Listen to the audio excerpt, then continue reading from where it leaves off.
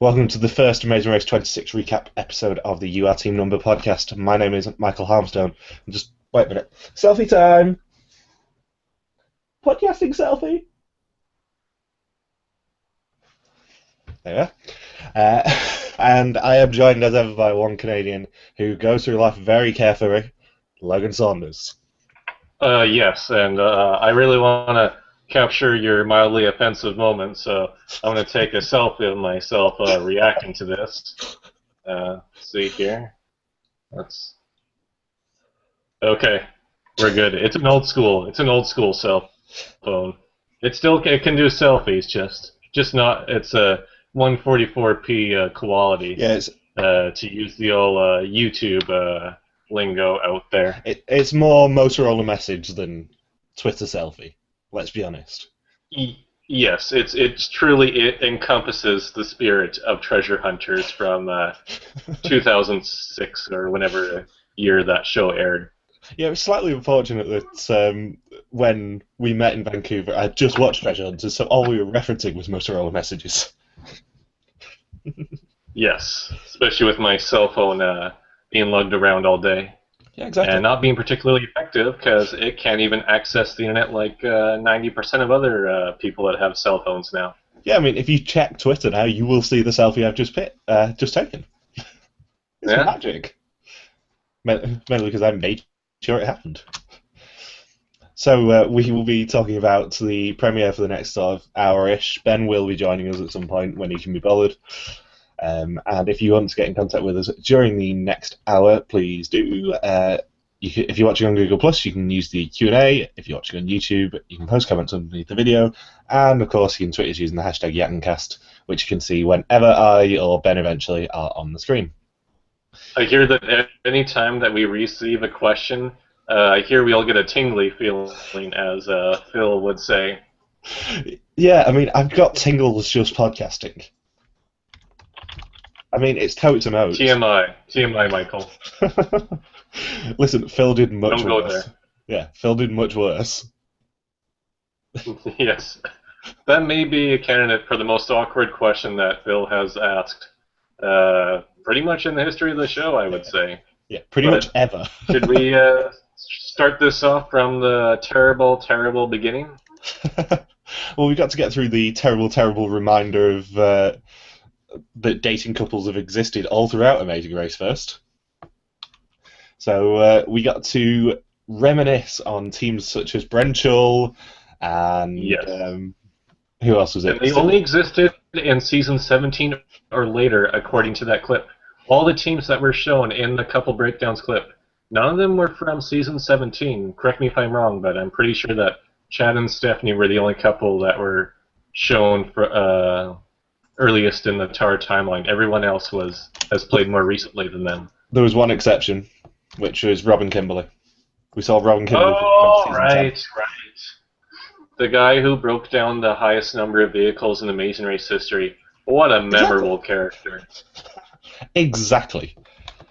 And her shouting at him over tomatoes, which is nice.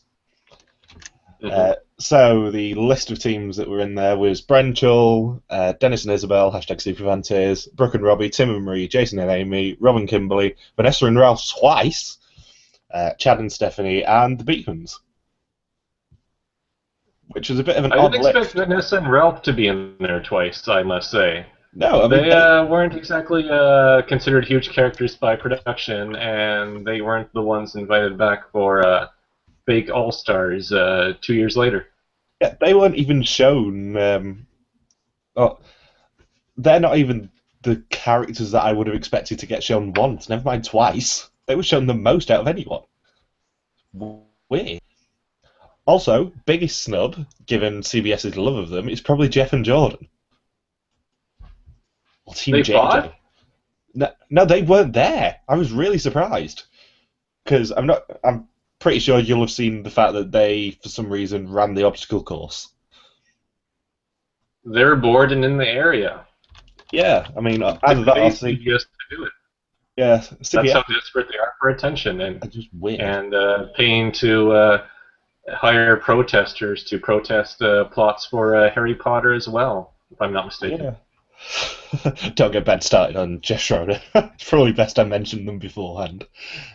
Nobody should be started on Jeff Schroeder. Yeah, true. Because he was, to be fair, a knob. We also got to see some of the casting videos for the first time in Amazing Race history. Biggest question that came out of them, was Haley naked? Because it sure as hell looked like I don't know. Maybe she thought she was auditioning for Dating in the Dark, but forgot to turn the lights off to make it dark in the first place. Or, to be fair, dating naked. That too.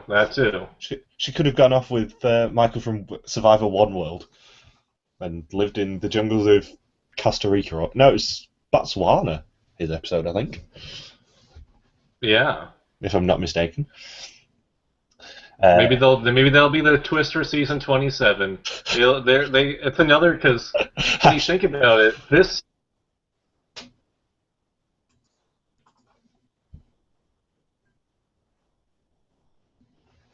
season didn't know. For next season, maybe they'll have they'll go with another Mark relationship there where he ain't got no clothes, so they'll take that idea as well. Yes, hashtag racing naked. So, sadly, the hashtags are back, and they are very, very, very tenuous this time. Such as Team Blonde 8 and Team... They're really run out of hashtags. Yeah, Team JJ. Which, obviously, it should be hashtag Team Bracky. Bracky! Everyone knows that. A guy on Yatan actually... I don't even know that reference. You had to explain it to me. Yeah, a guy on Yatan actually told me off for calling her Bracky last night.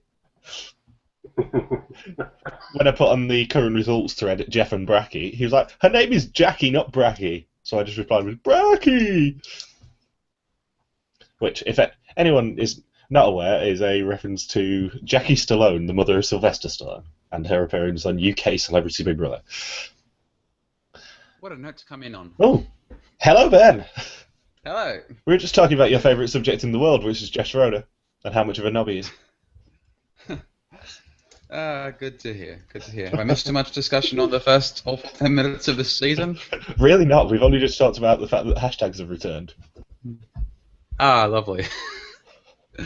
And of course, this is Ben Powell, the one Australian who makes us say some ungodly words at least 90% of the time. Yay! Yay! Good to be here. A Libby reference for you there. So, as we mentioned earlier, Phil was looking for tingles. Not that type of tingle. Ah! That one come up.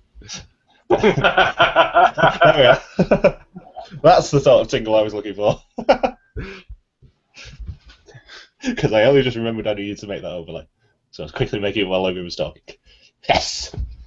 Science! So best team meet at the start line was obviously Jeff and Bracky, with her just running out going, Jeff! That's one way to make an impression. Yeah. I just kind of wanted to screen grab his face, but they didn't zoom in on it, sadly. Because he would have been like, oh shit. What have I got myself in for? So there are two flights. Flight 1, which departs 45 minutes before Flight 2, holds 8 teams, which is Matt and Ashley, Jeff and Bracky, Laura and Tyler, Ali and Steve, Harley and Jonathan, Jeff and Lyda, Bergen and Kurt, and Jelani and Jenny. And Flight 2 ends up holding Blair and Haley, Mike and Michelle, and Libby and CJ. And of course we have a obligatory muddy obstacle course, which isn't awkward when teams are running away from Phil. Well, he did want them to have those tingly feelings. To be fair, I would be pretty creepy if I had feelings that look like tingle. That would be odd. Yeah.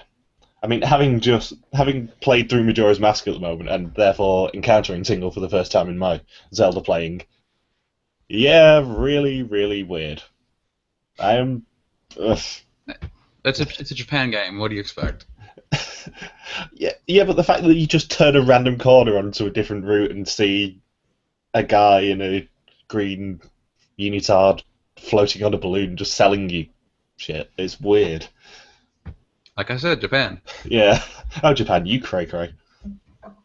How subjective? How on subject? Yeah. So did we enjoy the muddy obstacle course? I don't know. I fell asleep after the 8 or 9 minutes of it. I noticed I liked Burge and shivering, though. That was a highlight for me. Because he shivered before. He made a weird noise before he went into the pool of ice water. And then he did the shivering thing that my brother and I rewatched the clip about 2 or 3 times before continuing on, because it's probably one of the funnier things I've seen in a while. Yeah, it was just an odd way to start the season. I mean, I kind of get having a start line task, especially with blind date teams where they're not going to know each other and it helps them push each other through things. But did we really need it? And did we really need a 90-minute premiere for this? No. We had two. Our first mud run, our first shower, our first time walking into a vehicle, our first time driving in a vehicle, our first selfie, our second selfie, our third selfie. Oh my god, that was terrible. Talking of selfies, Ben, you missed the official selfies. Wow. But you have been tagged in mine. Yay. 10 countries, 18 cities, 300 selfies. Congratulations, you are the winners of the Amazing Race. That better be what Phil says at the end of this thing. Oh, Logan, you naive butterfly, as if they do 10 countries. It's 8.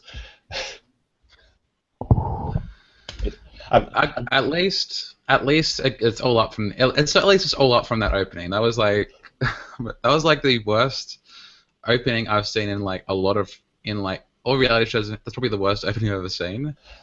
You know, just like they bungled the entire Amazing Race opening for like a bunch of awkward stuff that didn't make sense. They got rid of the corny, but still pretty, you know, we need those intro videos. We want to know what these things are about, not just like one or two lines. This isn't Survivor. Well, I mean, I know you mentioned this in the Australian recaps, but it's so weird seeing teams not run away from or not do the start line properly. That too. Like, run it, like... Because, I mean, Australia, we had them just kind of walking over to the tug of war, and this time we had them running away from Phil. The whole point is Phil is supposed to basically get mowed down. That's part of the fun. Yeah. If Phil is not in immediate danger at the start line, it is not Amazing Race. Facts. The way I'm going to take this episode is I'm just going to pretend we're just going to pretend the first 10 minutes or so never happened, and then like sort of just like what I did for most like series when I was first watching them. I just like sort of come in at a certain point, and then it's like, oh, it's already ongoing, cool. So that first 10 minutes never happened. I'm going to pretend that. Yeah, it kind of picked up after the mud run. The mud run was just a weird way to start. It picked up once I hit Tokyo. That's for me. It's like it hit the ground running for me. Yeah, exactly. That makes things even more awkward. Yeah, but awkward's fun. So more than anything, I want to know where the blind date intros are actually filmed for the titles, because they had. Post-show? Well, they were definitely wearing the same clothes as the start line. Interesting. Showered. I'm just trying to think whether we knew where Mark and Mallory's were, because I think. Yeah, Mark and Mallory's were filmed afterwards, definitely, but they were wearing different clothes. Whereas Blair and Haley were definitely wearing the... I'm skirting around the reference again, even though Logan has made it already. I don't have no clothes! Yeah, real good job skirting around that. Can't be asked. But... Yeah, Blair and Haley were definitely wearing the same clothes, and they were clean. They definitely weren't clean after the mud run. So unless they kind of washed everything for them. I don't know. It's something that hopefully someone will ask in the next interview. Also, best blind date team for me was by far Blair and Haley. I know Ben doesn't particularly like Blair already, but he had some sort of what the hell facial reactions when Haley was talking, especially at the start. Oh no, it cares. I'm another personality. Oh no. This goes against my programming. Yes, Blairbot. Maybe that should be his nickname, Blairbot. Well, we He already doesn't. have Horse He and doesn't. Unicorn for Tyler and Laura, so we got to keep on rolling with these nicknames here. Yeah, Oh, Team Human cool. Tyler's a horse Unicorn. now. Yeah, Team Human Unicorn. Jeff and Bracky. The, Etc. etc. yeah, the crap Olympians. Because they're not Natalie and Megan. So when teams land in Japan, they have to find Kanda Myojin to find their next clue, and for that matter, find Phil. And we learnt during the rides there that Jeff is not much of a man. With the massive hashtag on the screen, be a man. I thought that was a completely unwarranted attack against B. Arthur. Yeah, I thought that as well. I mean, she's dead. She's dead. Why would you do that? It is pretty bad saying that she's a man. Sounds like the name of an Adam Sandler film. What, be a man? To be fair, it probably would star Andy Samberg, even though he's doing Brooklyn Nine-Nine now. It'd be the sort of thing that you'd see. And it'd be the sort of movie I'd never see. Yeah, it'd be sort of like Adam Sandler, Andy Samberg in Be a Man. Maybe we should just come up with a synopsis for that. Maybe that should be our homework between today and Sunday's podcast. Let's not. Also, Libby and CJ do not know much about subways, so they don't trust them. Hey, I don't either. What's there not to trust, though? It's, a train underground. That's easy for you to say. You live in a country where that's all, well worked out and centralized. They live in a small town in America, and comparing to my experience, I live in a town of 20,000 people in Australia, and the nearest city is 300 kilometers away. The first subway I ever took in my life was in Paris. Imagine going from that small town to Paris, the Paris metro. That's big culture shock. And they went from small town America to Tokyo. Oh, I don't know. I did not envy them. Yeah, if you think the London Underground is well put together, you're probably wrong. You've obviously never ridden it. But you've experienced it. Yes, it is slow as hell. I like how Phil introduced Tokyo, Japan, as if he was Oprah. He said it with a very Oprah-esque voice, saying, "You're going to Tokyo, Japan." You get Tokyo, and you get Tokyo. Look under your seats. You get Tokyo. And then, of course, we can just go back to my favourite screenshot I've ever done. You said that a lot, though. Yeah. No, this one is actually my favourite screenshot I've ever done. No, I'm not doing Bill and Kathy just yet. I've managed to resist the urge to make Bill and Kathy references for at least 10 minutes now. Okay, then. We've actually worked on this over the past 18 months. We've made progress. Yeah, exactly. So Phil is still doing the on-location reports, and Jaylani and Jenny are the first to the detour, and they find out that it's Sinking Steps or Samurai Sake. So cool, interesting task, or really racist task. It's a rule. In Japan, it's either got to be Japanese game show or horrendously racist. And this was why not have both? Yeah, this is quite a fun, very racist task. So in Sinking Steps, teams must join the Japanese group called World Order and memorize a dance routine from one of their videos. When the group leader approves of their performance, they receive their next clue. And in Samurai Sake, teams must head to a bar, treading very carefully, memorize 10 sake names, and then take an order of 1 bottle from a samurai. When they present him with it, they receive their next clue. Listen, I already made the carefree reference when I was talking about Logan in the intro. Keep up. Carefree. That had to be intentional. There's no way that they aired that on TV and thought, People are not going to respond to this or catch on to this. That was Oh. 100% intentional because I noticed that they were all wearing terrible wigs as well. They were definitely wearing bald caps. Why? That was an awful task. Like on top of being stupidly easy, like they all got it in like two goes. At least they showed 2 goes on screen, but like the other task was just so much more interesting. Like they have they really explored the J-pop, K-pop side of Asia yet, or has it just been like oh, we live in the past, oh, samurai, sake, oh, Yeah. ninjas, No, that they sort of really thing. haven't. To be fair, they've not done a sumo task either, and because you know that the next time they go to Japan and they do a sumo task, it would be horrendously stereotypical, but it would be also quite hilarious.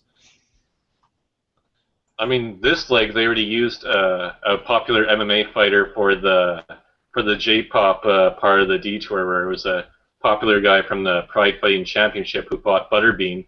So for the next one, when they do sumo, they can use Emmanuel Yarbrough, who also fought in Japan. I So have they no can idea what those words keep mean. going with the random MMA references. Yeah, having said that, when I was watching King of the Nerds, we had a random sumo appear during one of the nerd offs, so Oh, yeah. there was no explanation to that, was there? No, he appeared in the first season as well. Yeah, I wouldn't have known that, but it's just odd. Yes. Sorry, just going back to something I talked about earlier. When I was posting the results thread on Yatn, a guy on there told me that her name is Jackie, not Bracky. To which I replied, Bracky, and David A. Bindley's just replied, yeah, Bracky. So, go David. So it looked like Sinking Steps was restricted to the first 6 teams to arrive because there was only 6 instructors there. And it was obviously the harder option. There's no question.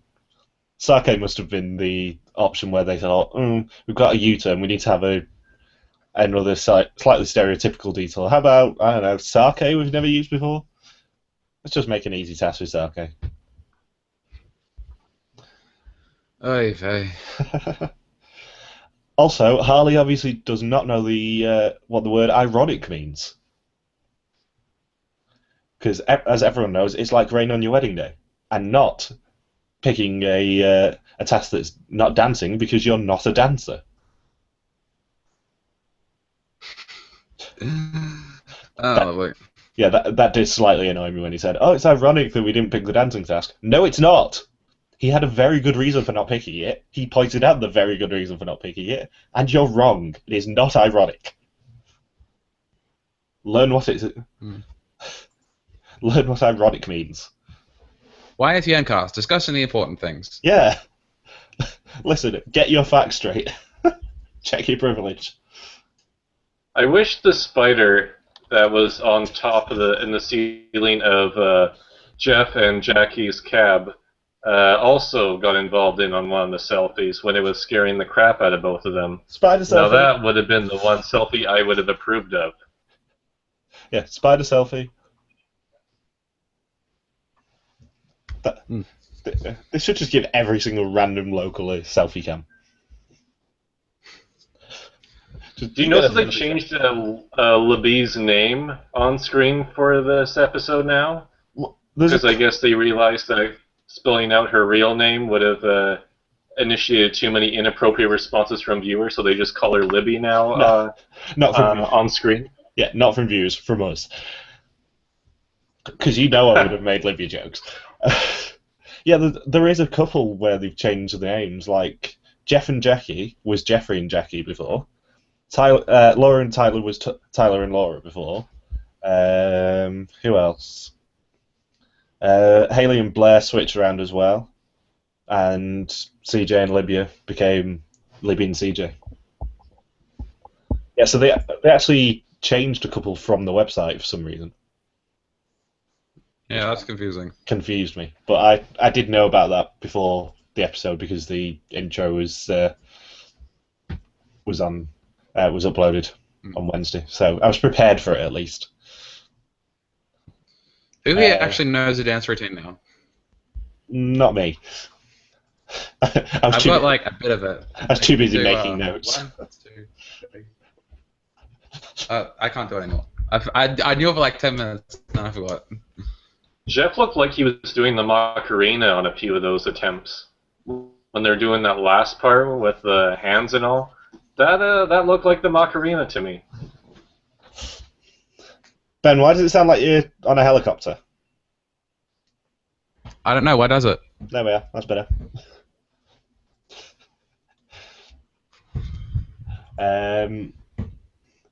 Also, quote of the episode from Bracky: "My brain is not as strong as some people, but I have everything else, so I get by." Oh, Bracky, you couldn't have summed your archetype it any more than you needed to. Also, I noticed that Ali and Steve told people that they're Olympians. Do they not realise that's going to make them a huge target? Well, they're only bronze medalists. Yeah, but they are professional athletes. So if they don't get to a future U-turn in first, they're probably going to get U-turned. Unless wait a year, they might have been married professional athletes. Yeah, true. Oh, you know. And what's that? Are we on Monica and Cherie territory right now? That's what I was going for. Yes. Oh, you know, they could just be world bodybuilding champions. You know that doesn't elicit a reaction at me anymore, right? Yeah.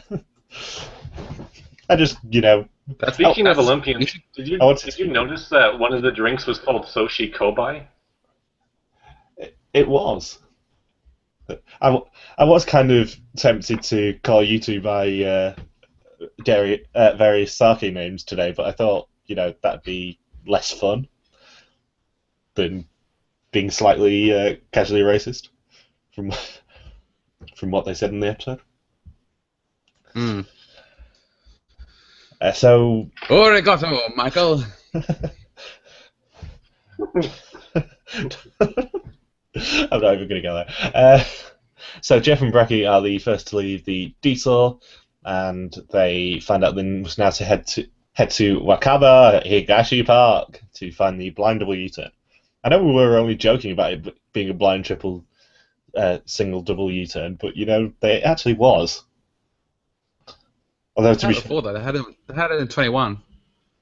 Yeah, to be fair, doing a blind U-turn is the only way they could have really got away with the leg one U-turn, I think, because otherwise it would have made someone a massive target. Yeah.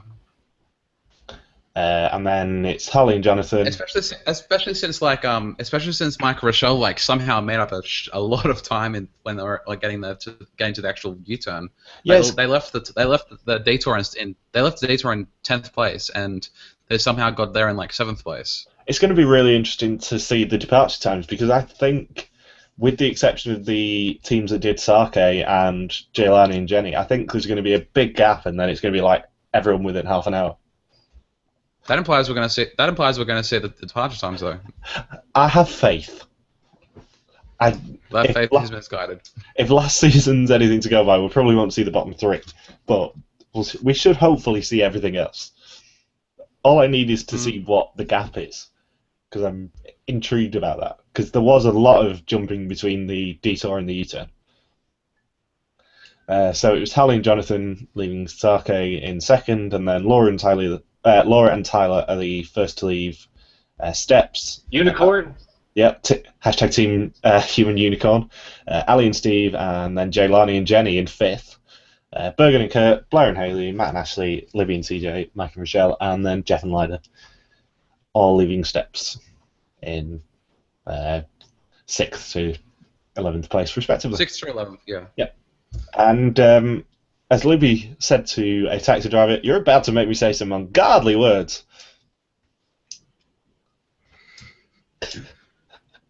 that taxi driver stalking them was one of my favourite bits of the episode, though. It's just they turn away for a second. It was a pretty good highlight. The taxi driver is just there waiting. Do you reckon he's a serial killer? It's like the hot dog vendor following around Homer Simpson. Yeah, exactly. So nobody U-turns until Mike and Michelle, as Ben pointed out, and they U-turn Jeff and Lyda, and then Jeff and Lyda attempt to U-turn Jeff and Brecky, not realizing that they were in first. It was surprising because they called it a double blind U-turn, but yet only one blind dating couple is involved in all 4 slots that occurred during this double blind U-turn.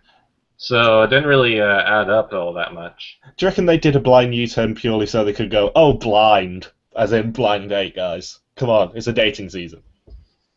Maybe Amy and Maya weren't there to point out that pun. I'm so disappointed that I can't use Amy and Maya screen grabs as the banners anymore. Because Maya especially had such great facial reactions. So teams must now head to the pit stop already, despite the fact that this was only about 40 minutes into a 90-minute episode. A parking space near the UDX building in Japan. The last team in the vicinity of may be eliminated. Yeah, in the vicinity of. That's vicinity, not inside Jeff and Brecky. And somehow Jaylani and Jenny jumped from 5th to 1st place, which is quite impressive. Good taxis. Yeah. Then they leave in 4th? They left in 4th. They were before the Olympians. Were they? Yes. I just watched the episode. They left the Detour in 5th. They really dragged out their entrance into the pit stop. They were second that was hilarious. To the U-turn, by the way. That was hilarious, though. Like, hey, let's try out the dance. Yeah. It took me by surprise, but it was hilarious. It was good. It was as dragged out as the mud run at the start. Maybe that's what the joke they were going for, but both of them are so much smarter than us that we didn't catch on to their subtle sense of humor. I must admit, I liked... It was just to call back to the Detour. Yeah, I liked Jaylani and Jenny more than I thought I was going to. I thought they'd be quite bland. And I'm happy to say that I was wrong. Because they were pretty funny. I'm happy to say my pre-show predictions are right. Yeah. For the win. I am so disappointed that Livy and CJ weren't last. I was convinced they'd be last. I wasn't. I wanted them to not come last. Yeah. I was watching the end of the episode just going, come last, come last, come last, so I can be right, please. I've got a reputation to uphold. So I was so disappointed when Jeff and Lyda came last. So it's Jeff and Bracky in 2nd, Laura and Tyler in 3rd, Ali and Steve Olympianing it up in 4th. 5th was Hallie and Jonathan. 6th was Bergen, Kurt, and Bergen's man braid, which was very distracting during the episode. What? His man braid. Do you not notice Bergen's hair all through this leg? As soon as they left the flight from Tokyo, for some reason he had his hair in a braid at the front. You can kind of see it on that picture. He didn't have it kind of swooshed over. It was in a braid for some reason. Huh. I did not notice that. If you go back and watch like the last 10 minutes, you'll notice it now. It's quite distracting. 7th was Mike and Michelle. 8th was Blair and Haley. 9th was Matt and Ashley. 10th was Libby and TJ. And Jeff and Lyda came in last, despite the U-turn having absolutely no effect, and were eliminated. Wah, wah. Wagwan. And also, my version that I was watching did not have the next time preview, so I ended up having to watch a very bad version of it. Mine didn't either. So I guess that's what happens. That's what happens when in America, in Australia, don't actually show it until like I don't think they're going to show it to like a month from now or something. I don't know. Did yours have the next time or the season preview, Logan?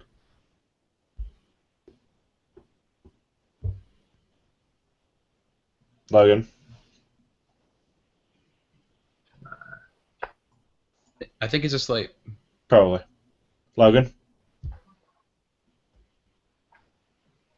Yeah, mine just had a general preview of the season overall. I don't think it said anything super specific for each episode. Yeah, I've seen one grab of the season preview, which was Steve doing the showgirl task in Thailand, which looks ridiculous. But the one that I saw was the one actually for next episode, which is basically summed up in 3 words: puzzles, noodles, and skates. Interesting. Because it looks like the robot is a Japanese puzzle box. I don't know what that is. It's like a. Do you remember the Gordian knot from New Zealand in season 13? The sort of untieable knot. Yeah, they untied anyway. Yeah, it's kind of like that, but as a box. I think. Huh. From my understanding. To be fair, I only saw this at about, 8 hours ago. All right then.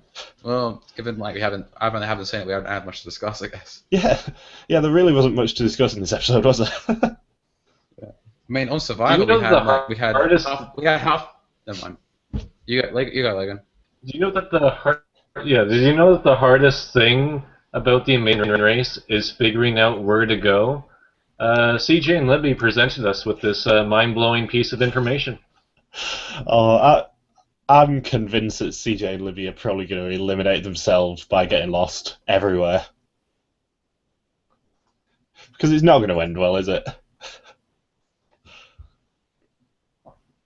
I imagine just as long as they're they going to be fairly soon. As long as they stay out of busy crowded areas like cities that they always go to. Yeah, like the busiest metropolitan area in the world. Things can only go up for them. Hopefully. So, yeah. Anything else to add about this glorious episode? Who do we think is going to get an edit that lets them go? You kept reusing the same sound clip for Matt. I think Matt and Rochelle, or Mike and Rochelle, will go pretty far. Yeah, they got a surprising amount of content. Yeah, they got a surprising amount of content this episode, but I thought that might be because of the whole U-turning thing. They were the only. They. Go on. Talk.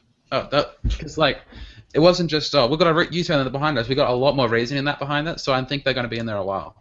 Yeah, I mean, they were the only team who got their intro package after the credits, I think.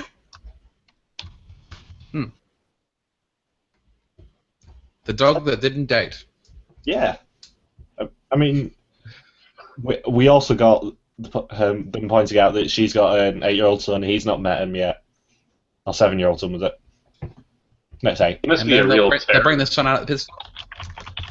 They're going to bring him out in Dallas. Not in a Jeff and Lydia. He won't be there physically. It'll just be a picture of him when he took a selfie a couple weeks earlier.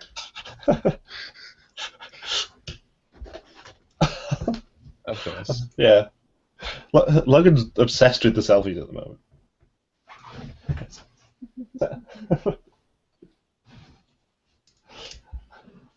Ending the podcast selfie. Woo!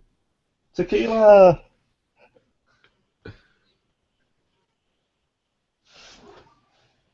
I'll post that in a minute. Ending the podcast selfie. That's a useful use of our time, I guess. Listen, I've already tweeted out one selfie, I might as well do 2. Despite the fact that I never ever do selfies. This is just part of the fun. We have not mentioned the Express Pass. We haven't, and that's because it doesn't need mentioning. Because it's pretty much. Yeah. Well, they didn't mention it much either. Yeah. I'm happy that it's not double Express Pass, because, I would have smashed my screen. But... Your loss. Yeah. No computer. I'm not particularly happy to see the Express Pass be a like prize again. I would have much rather they did it like they did with Adam and Bethany last year. Adam and Bethany, we got an Express Pass. Mm-hmm. I want to see an extra task for the Express Pass. I don't want to see them be stupid and I just. didn't mind. It's just as long as we're not like obsessing over every single episode like they have done for the past however long. At least there's less strategy in it. Finally, at least it's not. You have to give it out. You have an express pass. How are they gonna use it? I'm hoping we're gonna see the double express pass not returned for Canada 3 as well. That would make me very happy if they don't even reference an express pass this year. Kind of failed in Australia as well, I guess. Yeah. One of the major negatives for Australia 3 for me. As well That as it failed? Well, no, one of the major negatives for me. Okay. Ridiculous. So, anything else to say about this episode? Before we who else do you think's Screen check. You need to practice their high five skills. Who else do we think's going to go far? Matt and Ashley were getting a pretty big edit for a team that came in 9th place. I was supposed to make fun of them though. Like, we got this. Fair. Yeah, we got this. We're gonna get this. We got to get this. Got this. We got this. Are you watching a video? No. What? For some reason. Never mind. For some reason, Twitch started playing when I wasn't even on Twitch. So all I could hear was just Hyrule Warriors sounds. Alright, we'll cure your psychosis eventually. So yeah, we're going to be back on Sunday as well. Yay, double podcast week. Woo! Tequila. We got this. Yeah. So thank you very much for watching and listening. They're going to be done? No! Thank you very much for watching and listening. You can join us this coming Sunday at 8 PM for yet another episode recap. If you enjoyed the show, and even if you didn't, please give us a like on YouTube. And if you want to see what we're rambling about this week, our Twitters are in the description below. And finally, if you've not heard the interview that Logan and I did with Amazing Race Royalty, Team Guido, I'll post a link in the description too. Thanks again. And we'll see you Sunday. Yay! Bye! Bye.